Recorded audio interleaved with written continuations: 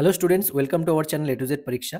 তো আজকে আমরা এই যে বাংলাদেশের যে অনগোয়িং ক্রাইসিসটা চলছে তার উপর একটা রিপোর্ট রাইটিং করব, ঠিক আছে? খুব ভালো করে তোমরা ভিডিওটা দেখো, পুরো দেখবে ভিডিওটা, হ্যাঁ? তাহলে পরে তোমাদের কিন্তু এই রাইটিংয়ের কীভাবে কনস্ট্রাকশনটা করতে হয়, এইভাবে কীভাবে তোমাদেরকে রিপোর্ট রাইটিং করতে হবে, এটা কিন্তু তোমাদের আয়ত্ত হয়ে যাবে। কারণ এতগুলো রিপোর্ট করাচ্ছি, প্যাটার্ন সেম থাকবে, তোমরা কিন্তু এই প্যাটার্নেই লেখার চেষ্টা করবে, প্র্যাকটিসও করবে বাড়িতে, তাহলেই তোমাদের হয়ে যাবে। আশা করছি এইগুলো ক্লাসগুলো দেখার পরে না তোমাদের কোনো পেইড ব্যাচে জয়েন করতে হবে না, ঠিক আছে? প্রতিদিন ফলো করো, দেখো কিভাবে লেখা হয়, তোমরা নিজেরা লেখার চেষ্টা করো এই প্যাটার্নে, তাহলেই দেখবে সব ঠিকঠাক চলবে। একটাই রিকোয়েস্ট, তোমরা ভিডিওটা পুরো দেখো, ঠিক আছে? আর ভালো লাগলে কিন্তু অবশ্যই লাইক করে দিও। তোমাদের জন্য কিন্তু এই সমস্ত কন্টেন্টগুলো নিয়ে আসা হচ্ছে একমাত্র তোমাদের কথা ভেবে, কোনো পেইড ব্যাচ না, শুধুমাত্র ফ্রি ক্লাস হিসেবে এই ধরনের কন্টেন্টগুলো তোমাদের দেওয়া হচ্ছে। তার বিনিময়ে তোমাদের থেকে একটাই জিনিস চাওয়ার, সেটা হলো তোমাদের থেকে একটা লাইক আর কমেন্ট ভালো লাগলে, ঠিক আছে? তো এইটুকু করতে ভুলো না, এইটুকুই তো তোমাদের করতে হবে, আর তো কিছুই নয়। আর যারা নতুন আছো তারা কিন্তু অবশ্যই চ্যানেলটাকে সাবস্ক্রাইব করে নিও। তো চলো শুরু করছি আজকের লেখা। দেখো কি আছে আজকের টপিক, রিপোর্ট রাইটিংয়ের যে রাইজিং কনসার্ন ওভার বাংলাদেশের অনগোয়িং ক্রাইসিস। এই যে বাংলাদেশের ক্রাইসিস, সংকট চলছে, ক্রাইসিস, তো এটা নিয়ে আমরা রিপোর্ট রাইটিং করব, ঠিক আছে? তো রিপোর্ট রাইটিংয়ের ফরম্যাটটা কি তোমরা জানো, এখানে বাই এ স্টাফ রিপোর্টার করে নেবে, ঠিক আছে? এখানে কি লিখবে, বাই এ স্টাফ রিপোর্টার,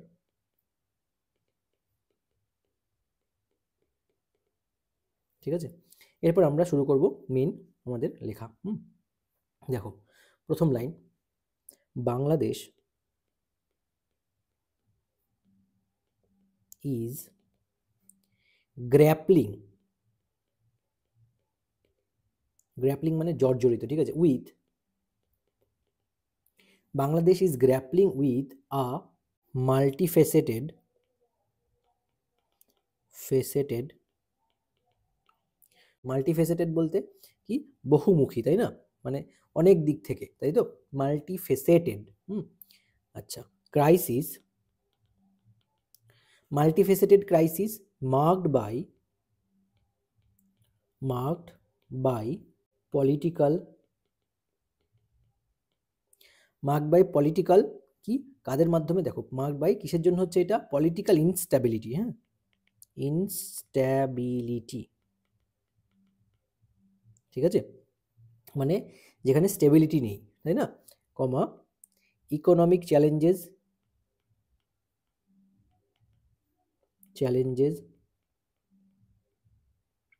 ঠিক আছে? ইকোনমিক চ্যালেঞ্জেস অ্যান্ড এসক্যালেটিং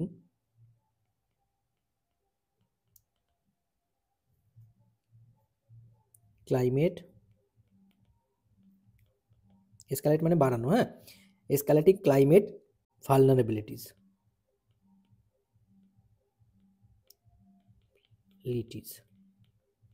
ঠিক আছে? Full stop. তাহলে এর অর্থ কি হচ্ছে দেখো, Bangladesh is grappling with a multifaceted crisis marked by political instability and economic challenges, বিভিন্ন ধরনের economic challenges and escalating climate vulnerabilities. আচ্ছা, তাহলে অর্থাৎ কি, গ্র্যাপলিং উইথ মানে কি, জর্জরিত, তাই না? তাহলে বাংলাদেশ কি, Bangladesh is grappling with a multifaceted crisis, বহুমুখী সংকটের সম্মুখীন, তাই না? Marked by political instability, political instability বলতে রাজনৈতিক যে অস্থিরতা, তাই না? রাজনৈতিক যে অস্থিরতা সেটাকে বোঝাচ্ছে পলিটিক্যাল ইনস্টেবিলিটি। এছাড়াও কি আছে, ইকোনমিক চ্যালেঞ্জেস, ইকোনমিক চ্যালেঞ্জেস বলতে বিভিন্ন ধরনের অর্থনৈতিক সম্পর্কীয় চ্যালেঞ্জেস, ঠিক আছে? অ্যান্ড এসক্যালেটিং ক্লাইমেট ভালনারেবিলিটিস, আর এগুলো কি হচ্ছে, এসক্যালেট করছে, আরও বাড়ছে, কিসের জন্য, কি বাড়ছে এর ফলে, আরও ক্লাইমেট ভালনারেবিলিটিস। ক্লাইমেট ভালনারেবিলিটিস বলতে ক্রমবর্ধমান জলবায়ুর যে ঝুঁকি সেগুলো, ঠিক আছে? অর্থাৎ কি দাঁড়ালো লাইনটার পুরোটার মানে যদি করি, যে বাংলাদেশ বর্তমানে একটা রাজনৈতিক অস্থিরতা, অর্থনৈতিক চ্যালেঞ্জ এবং ক্রমবর্ধমান জলবায়ু ঝুঁকির একটি বহুমুখী সংকটে জর্জরিত হয়ে পড়েছে, তাই না? তাহলে এটা হচ্ছে কিন্তু আমাদের স্টার্টিং লাইন, মনে থাকবে। এরপরে আমরা কি লিখবো দেখো, পলিটিক্যাল টেনশনস, ঠিক আছে? Political tensions have heightened, comma, with confrontation,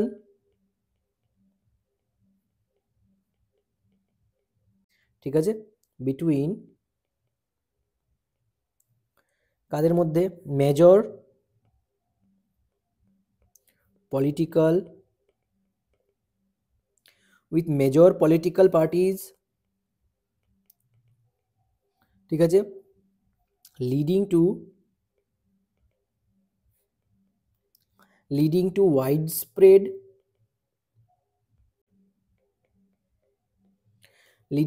widespread protests,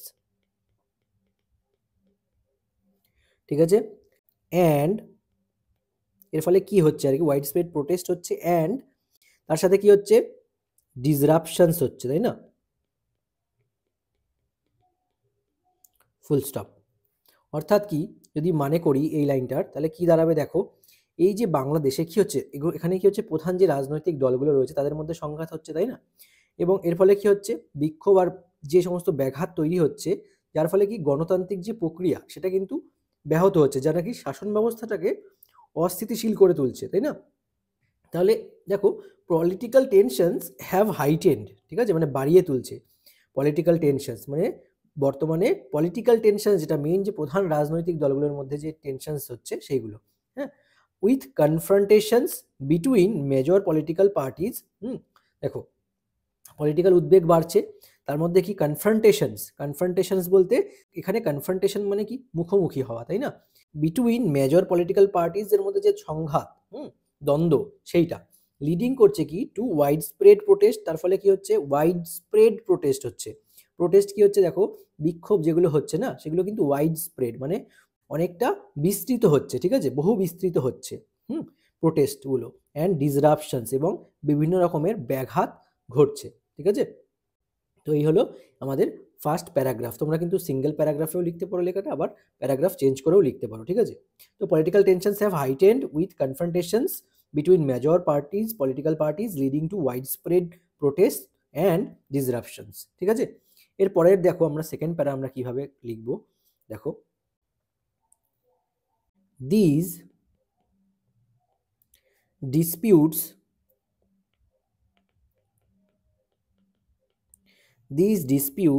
risk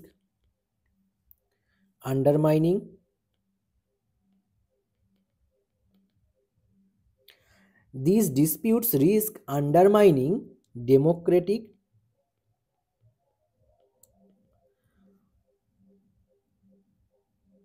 process,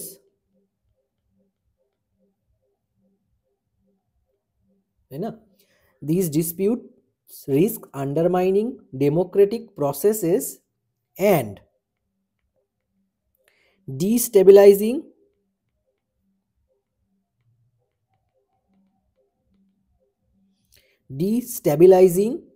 governance, full stop.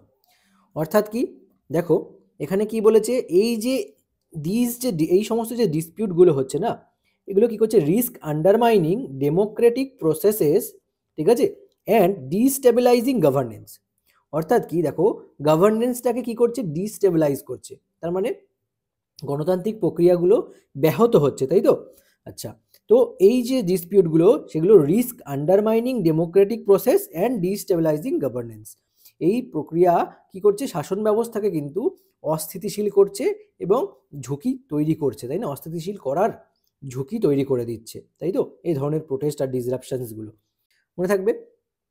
আচ্ছা, এবার দেখো পরের লাইন, ইকোনমিক্যালি,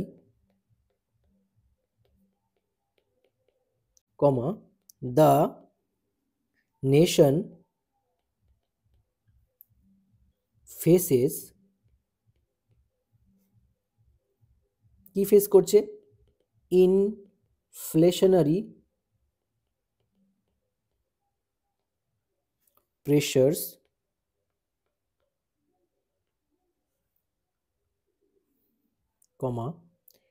a depreciating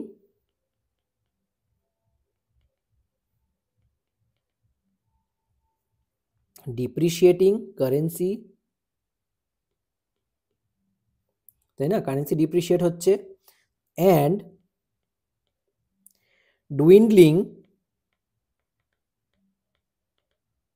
মানে কিন্তু হ্রাস করা, হ্যাঁ, ডিক্রিজ করা, foreign reserves, comma, posing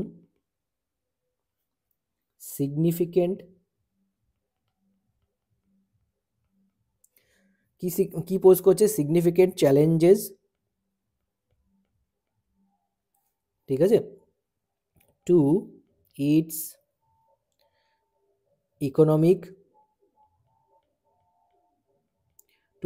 economic stability, ঠিক আছে।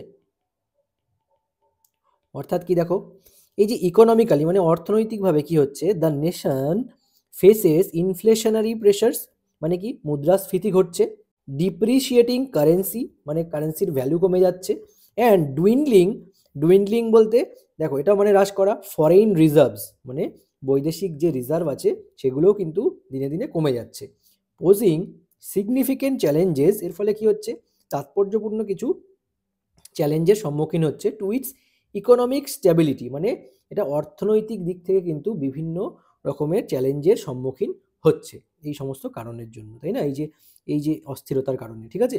তো এটা কিন্তু খুব ইম্পর্ট্যান্ট একটা লাইন, তোমাদের কিন্তু মাস্ট মেনশন করতে হবে যে কিভাবে ইকোনমিতে ইম্প্যাক্ট হচ্ছে বাংলাদেশের, হ্যাঁ, আর ফরেক্স রিজার্ভ কমে যাচ্ছে, ঠিক আছে, ইনফ্লেশন বাড়ছে ওখানে, ঠিক আছে, এগুলোই কিন্তু মেইন ক্রাইসিসের কারণ। ক্রাইসিস মানে কি, তাই না, ক্রাইসিস মানে তো তোমাকে এই সমস্ত জিনিসগুলো মেনশন করতেই হবে, তাই তো। আচ্ছা, এর পরের লাইনটা দেখো, the struggles of lower income groups are exacerbated মানে বাড়িয়ে দিচ্ছে, তাই তো। এক্সাসারবেট এই শব্দটার সঙ্গে কিন্তু তোমরা অলরেডি তোমরা জেনেই গেছো যে এই শব্দটা কিন্তু খুব সুন্দরভাবে ইউজ করা যায় এই রিপোর্ট রাইটিংয়ের ক্ষেত্রে, তাই না। এক্সাসারবেটেড অর্থাৎ মানে কি বেড়ে যাচ্ছে, তাই তো।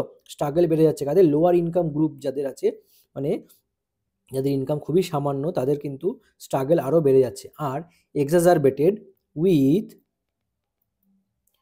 মেনি ফেসিং, কি ফেস করছে, ফুড ইনসিকিউরিটি অ্যান্ড আনএমপ্লয়মেন্ট, তাই না। তাহলে কি হচ্ছে দেখো, যে এই যে স্ট্রাগলটা হচ্ছে, the struggles of lower income group are exacerbated, lower income গ্রুপের স্ট্রাগল আরও বেড়ে যাচ্ছে, উইথ মেনি তাদের মধ্যে কি অনেকে, ফেসিং ফুড ইনসিকিউরিটি, ঠিক আছে, যাদের মধ্যে কি ফুড ইনসিকিউরিটি হচ্ছে মানে তারা ঠিকমতো খেতেও পাচ্ছে না, অ্যান্ড আনএমপ্লয়মেন্টও বেড়ে যাচ্ছে এবং বেকারত্ব তার সাথে সাথে কিন্তু বেড়ে যাচ্ছে, ঠিক আছে। আচ্ছা, এর পরের লাইনটা দেখো, অ্যাডিং টু দ্য স্ট্রেইন, কমা, বাংলাদেশ কি করছে, Bangladesh remains one of the most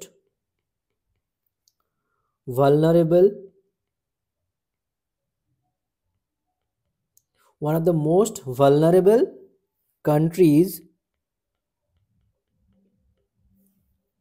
to climate change as frequent floods, তোমরা জানো এই কদিন আগে ফ্রিকুয়েন্টলি যে ফ্লাড হলো, কমা, সাইক্লোনস তো হতেই থাকে, cyclones and rising sea level, ঠিক আছে, সি লেভেলস থ্রেটেন কি থ্রেটেন করছে, millions of lives and livelihoods, full stop. অর্থাৎ কি দেখো বলছে কি অ্যাডিং টু দ্য স্ট্রেইন, মানে কি এই ধারায়, তাই না, অ্যাডিং টু দ্য স্ট্রেইন অর্থাৎ কি এরই সাথে কি হচ্ছে দেখো, Bangladesh remains one of the most vulnerable, তাই না, one of the most vulnerable countries to climate change. ঠিক আছে, মানে যত কান্ট্রিজগুলো রয়েছে এরকম যেখানে প্রায়শই ক্লাইমেট চেঞ্জ হচ্ছে খুব দ্রুত হারে, ঠিক আছে, আর ক্লাইমেট চেঞ্জের কি ঝুঁকি রয়েছে যেখানে ভালনারেবল, মানে মানে কি এটা তোমরা জানো অলরেডি, অনেকবারই বলেছি, ঝুঁকিপূর্ণ, তাই না, যতগুলো কান্ট্রিজ রয়েছে ঝুঁকিপূর্ণ কান্ট্রিজের মধ্যে বাংলাদেশ কিন্তু তার মধ্যে পড়ছে। সেখানে কি হচ্ছে দ্রুত মানে ক্লাইমেট চেঞ্জের কারণে কি হচ্ছে বারবার কি হচ্ছে দেখো, ফ্রিকোয়েন্ট ফ্লাডস দেখা দিচ্ছে, সাইক্লোনস তো তোমরা জানো, আর কি অ্যান্ড রাইজিং সি লেভেলস, তার সাথে সাথে কি হচ্ছে সি লেভেলস তো বেড়ে যাচ্ছে, সি লেভেলস বলতে সমুদ্রের জলতল কিন্তু বেড়ে যাচ্ছে। আচ্ছা, তারপর কি বলেছে দেখো, এগুলো threaten millions of lives and livelihoods, যেগুলো কিনা কি লক্ষ লক্ষ মানুষের জীবন ও জীবিকাকে হুমকির মুখে ফেলছে, তাই না। তো এই হচ্ছে গিয়ে কিন্তু একটা প্যারাগ্রাফ। এবার আমরা আরেকটা প্যারাগ্রাফ করব লাস্ট, এটা কনক্লুডিং প্যারাগ্রাফের মধ্যে রাখবো, ঠিক আছে। তো দেখো এবার কি লিখতে পারি, দ্য ইন্টারন্যাশনাল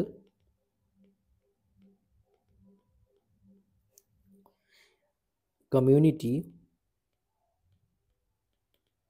ঠিক আছে, has voiced concern, urging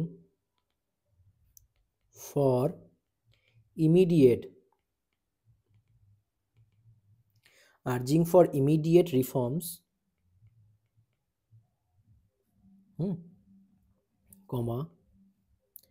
dialogue among political actors and এবং কারা, dialogue among political actors and enhanced disaster management, ঠিক আছে, ফুল স্টপ।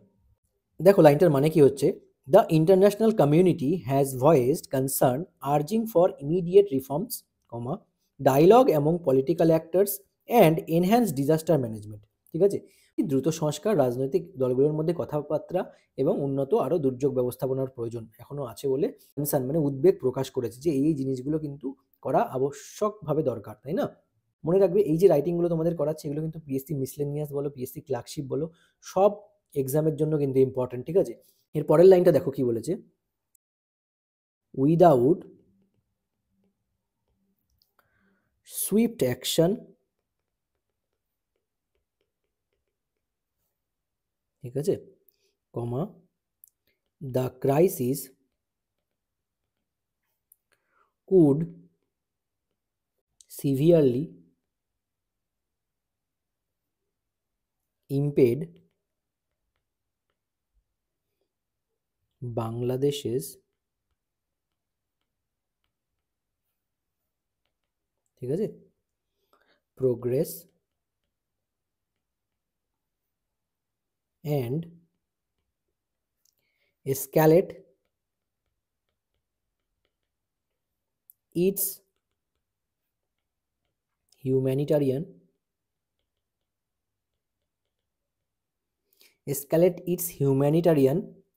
challenges, ফুল স্টপ। অর্থাৎ কি বলে দেখো, উইদাউট সুইফট অ্যাকশন মানে কি, উইদাউট সুইফট অ্যাকশন অর্থাৎ দ্রুত ব্যবস্থা না নিলে, ঠিক আছে, উইদাউট সুইফট অ্যাকশন দ্রুত ব্যবস্থাপনা না নিলে বা কোনো রকম ব্যবস্থা না গ্রহণ করলে, দ্য ক্রাইসিস কুড সিভিয়ারলি ইম্পেড মানে অবস্ট্রাকশন, বারবার কিন্তু এই শব্দগুলো তোমরা জানো। তো এই জন্যই বলছি যে যেই রিপোর্ট রাইটিংয়ের আমি পিডিএফ তোমাদের প্রোভাইড করছি, ঠিক আছে, এগুলো যদি কেউ নিয়ে প্র্যাকটিস করো, ঠিক আছে, প্রতিদিন লেখো, তাহলে কিন্তু তোমাদের দেখবে কোনো সমস্যাই আসবে না রিপোর্ট রাইটিংয়ের ক্ষেত্রে। ইম্পেড বাংলাদেশের প্রগ্রেস অ্যান্ড এসক্যালেট ঠিক আছে? ইটস হিউম্যানিটারিয়ান চ্যালেঞ্জেস, অর্থাৎ কি, এই যে ক্রাইসিস কি হবে, কুড সিভিয়ারলি ইমপেড বাংলাদেশের প্রোগ্রেস, বাংলাদেশের অগ্রগতিকে কিন্তু অগ্রগতির পথে বাধা হয়ে দাঁড়াবে, তাই না? এই ক্রাইসিস সংকট অ্যান্ড এসকালেট, এবং আরও বাড়িয়ে তুলবে কি it's humanitarian challenges. Humanitarian challenges বলতে মানবিক চ্যালেঞ্জেস, ঠিক আছে? সুতরাং এই হলো আমাদের আজকের রিপোর্ট রাইটিং, কি কনসার্ন ওভার বাংলাদেশ ইস্যুস, তাই না? এই যে বাংলাদেশের ক্রাইসিস, আমরা এই নিয়ে কিন্তু আজকের রিপোর্টটা কমপ্লিট করলাম। তোমাদের যদি ভালো লাগে অবশ্যই কিন্তু তোমরা লাইক করে দিও, চ্যানেলটাকে কিন্তু সাবস্ক্রাইব করতে ভুলো না। যারা যারা পিডিএফ নিতে চাও তারা কিন্তু অবশ্যই আমাকে হোয়াটসঅ্যাপ করে পিডিএফ নিয়ে নিতে পারো, ঠিক আছে?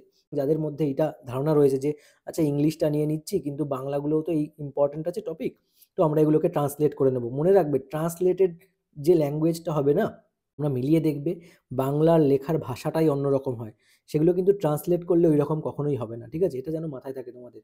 কারণ সাহিত্য সাহিত্য কিন্তু ট্রান্সলেশন নয়, হ্যাঁ? এখানে তোমাকে সেরকমভাবেই জিনিসটাকে ফুটিয়ে তুলতে হবে।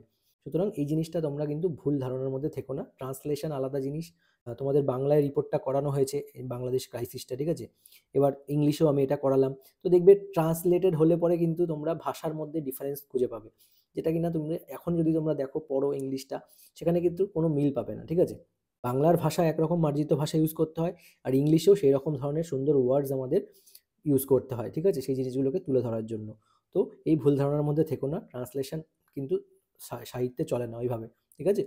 তো আশা করছি তোমরা তোমাদের প্রিপারেশন কন্টিনিউ করছো, হ্যাঁ? আর ভিডিওটা ভালো লাগলে অবশ্যই লাইক করে দিও, চ্যানেলটাকে কিন্তু সাবস্ক্রাইব করে নিও। অবশ্যই একটা লাইক কমেন্ট কিন্তু করবেই, হ্যাঁ? নতুন যারা আছো সাবস্ক্রাইব করতে কিন্তু ভুলো না। আজকের মতো এখানেই শেষ করছি, আবার দেখা হচ্ছে তোমাদের সঙ্গে নেক্সট ক্লাসে। Thank you so much for watching this video.